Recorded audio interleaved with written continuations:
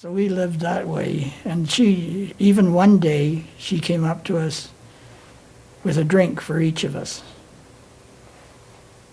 We said, and we could speak a little French by then, and we could get, and she says, compliments of the Germans. And she doesn't drink, but she'd accept drinks from the Germans, you know, in the officers' mess and whatnot. And she took 2 of them and brought them up to us, and we each had a drink. And I even saw her one day, it had been raining, and a German soldier came in that was a batman, somebody's batman in there. And I guess she knew him too. And he started across her floor and he hadn't wiped his feet. She picked up her mop and whacked him over the head with the mop and chased him out of the house.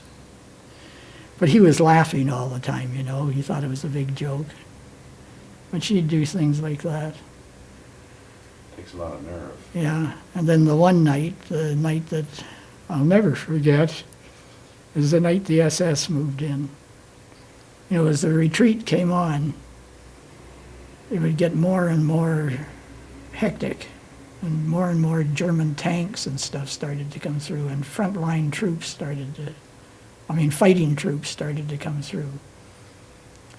And they were strafed and bombed and everything, except in the towns. When they were in the towns, the British would leave them alone. But as soon as they get outside the town, and the retreating was at night to start with, then it was day and night. And this one night, the Germans were leaving. She apparently, they answered one of her questions, when do you expect the next bunch to come through? You know, she'd always ask. Sometimes they'd say, none of your business. Sometimes they'd say, I don't know. But this one time, they said, well, I think you'll have a little bit of a rest now for a while.